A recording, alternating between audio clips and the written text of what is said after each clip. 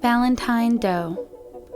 Big Pine Key, a part of the sunny Florida Keys, is home to not one, but two unexplained female deaths.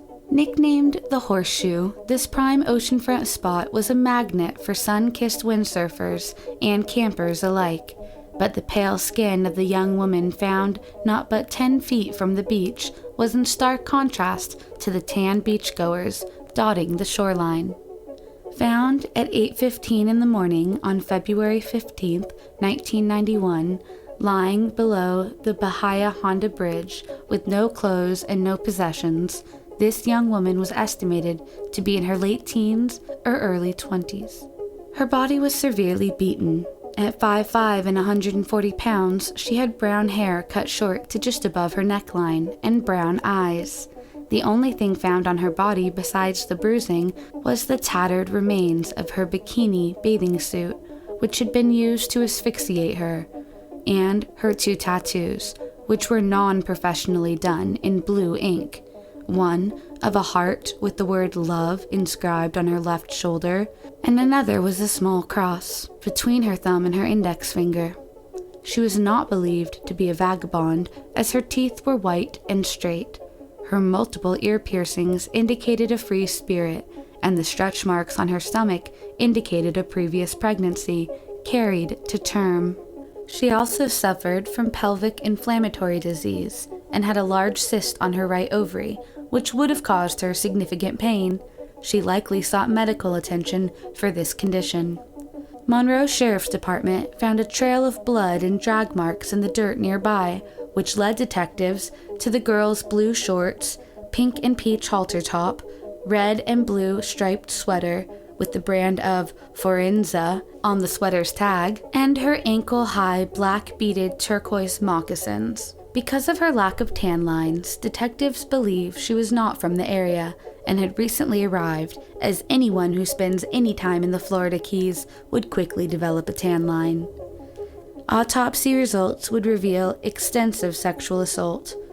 Detectives found one witness that reported seeing a woman matching the description hitchhiking in the area. The young woman was last seen alive near mile marker 17 of the picturesque Highway 1, which was about 18 miles from where her body was found. 2 separate witnesses described seeing a white, older model pickup truck with a camper shell in the area. The pickup was reportedly being driven by 2 Caucasian males. One of the witnesses saw the pickup truck on February 14th, and the other remembers the truck in the area 2 to 3 days prior. Because of her lack of identification and her heart-shaped love tattoo, as well as the fact that they believed her to have been killed on Valentine's Day, investigators dubbed the woman Valentine Doe.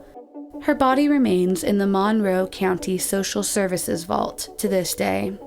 Many locals were quick to compare the circumstances of this girl's death to another young female's passing, this one 13 years prior, on March 5, 1979. Found in the tide pools at that very same beach, also on the south side of the Bahia Honda Bridge, was another deceased young woman, also unidentifiable. Also 5'5", she too was estimated to be in her late teens to early 20s. Investigators believed she was a cigarette smoker, as she had early signs of emphysema. With no visible marks of conflict or injury, some wondered if she had simply drowned. Wearing jeans and a black Eclipse brand tank top, she was found shortly after her death. Her teeth showed signs of dental work, including several fillings and porcelain crowns, a rather expensive medical endeavor which indicated that this girl was not some orphan of the streets.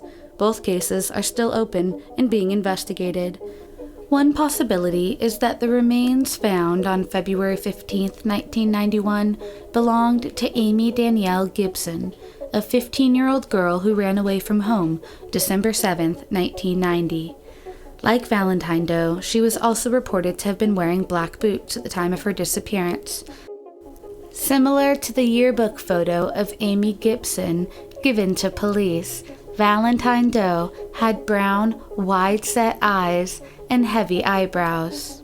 The squareness of her jaw and their face shapes are similar. Anyone with information about the 1991 Valentine Doe or the 1979 Jane Doe case, is asked to call the MONROE Sheriff's Department at 1-305-853-3211. The Rundle Family. On the evening of February 13, 1985, Cassandra Rundle and her children attended a school function. The mother and son returned home together and the daughter was dropped off by a friend around 8:30 p.m. The next morning, around 10:30 a.m. on Valentine's Day, Cassandra's second ex-husband, Douglas Pletzer, showed up to the home to deliver her a record album as a Valentine's Day present. To his horror, he discovered that the entire family had been brutally murdered. At 10:37 a.m., Pletzer called the police. According to the police, the killer first attacked Cassandra Rundle between 5 and 8 a.m. that day by beating her with a hockey stick. He tied her up with her own clothes, raped her, and then strangled her to death. Next, the killer went to Melanie's room, where evidence showed she tried to fight off the attacker. She was beaten so badly that her skull was fractured, and she too had been raped and strangled. Police believe Dietrich walked in on the killings that day, and he too was beaten. Police found him face down on his bedroom floor, a bloodied hockey stick nearby. There were no signs of a forced entry to the house, and the beds in each room had already been made, indicating that the family had gotten up early at their home that Valentine's morning. Rundle had married twice, first with her childhood sweetheart, Steve Strum, the father of her 2 children. However, later they divorced. She then married and divorced Douglas Pletzer, who found her that morning. Pletzer would tell the police that although he and his wife had divorced, he continued to see both her and the children frequently. Pletzer, as well as Rundle's first husband, were ruled out as suspects. In the months before her death, Cassandra Rundle had placed a newspaper advertisement in a local publication seeking male companionship. She received more than 80 responses and made contact with several men, but no evidence could be found to link any of them to the murders.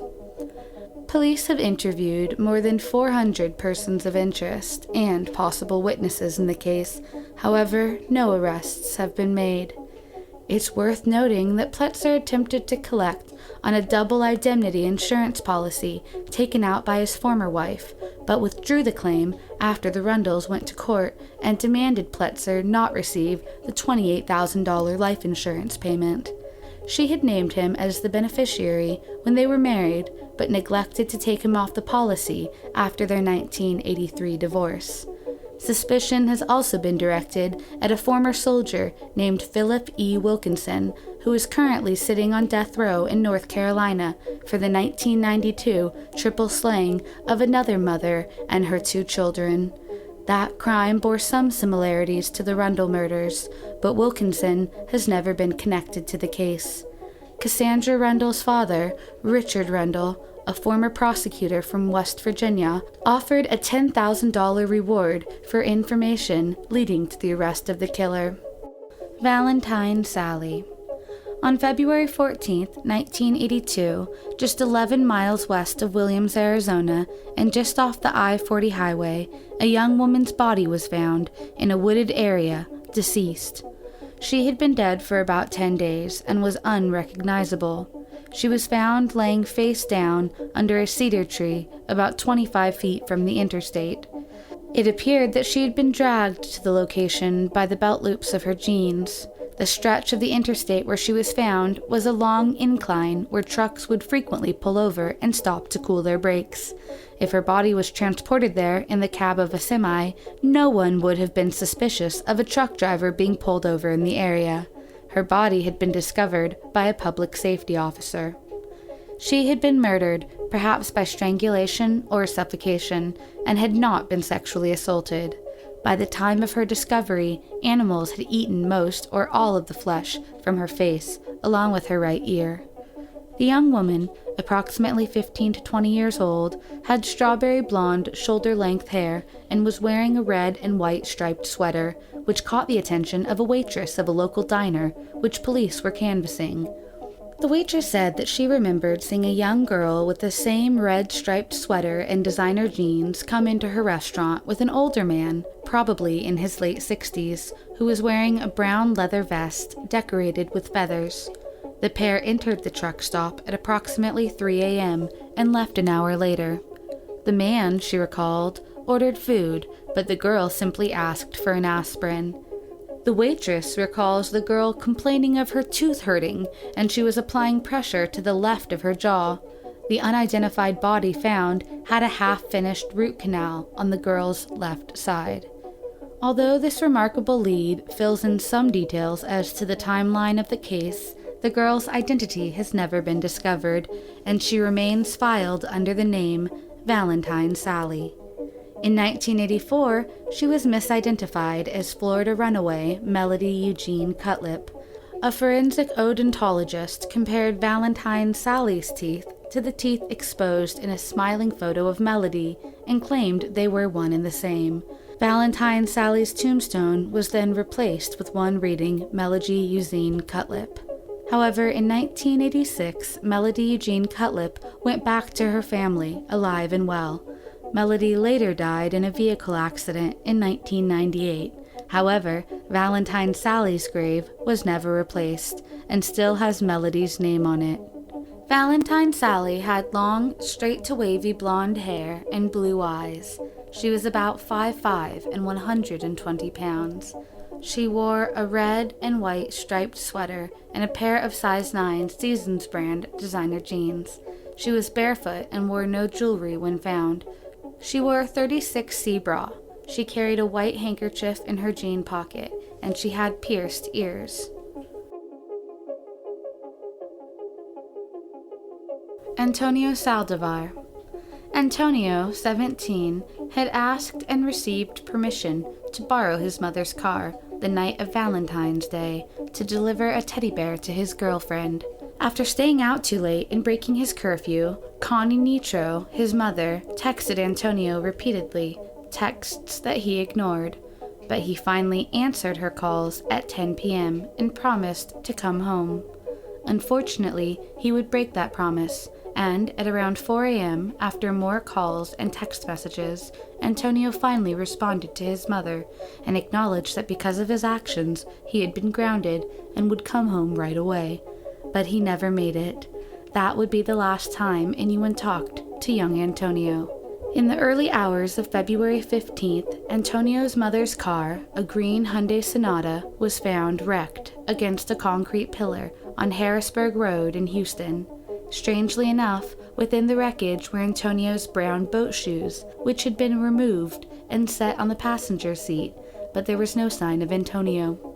He was last seen wearing a white muscle shirt, purple leopard print hoodie, and khaki shorts. He was identifiable by 2 tattoos, a female jester removing her shirt, and the other an outline of the state of Texas, with the city Houston inscribed within the shape. Initially a missing persons case, police interviewed a witness that reported seeing a dark-colored SUV intentionally run Antonio's vehicle off the road, resulting in him crashing directly into the pillar, head-on. However, no information was given that would identify the vehicle.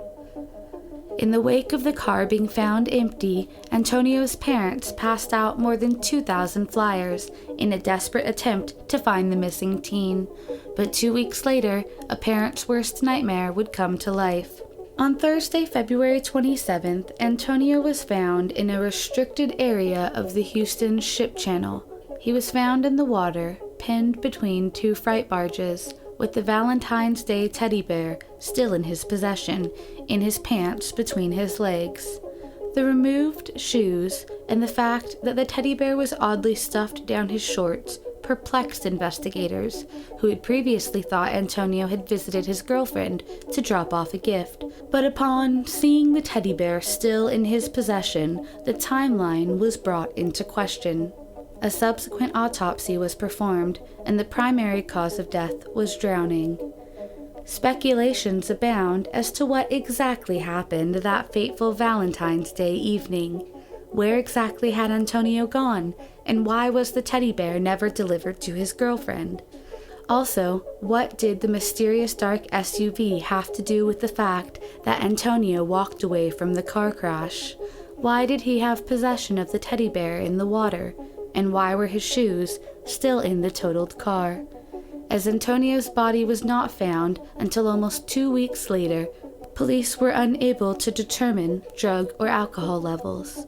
Some wonder if he may have sustained a concussion in the crash and stumbled into the nearby water, although how he got past the restricted area is unknown.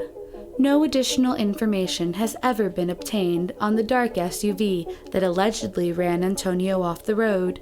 His family believe that this is a homicide, and they are still asking the public for any information about that fateful night.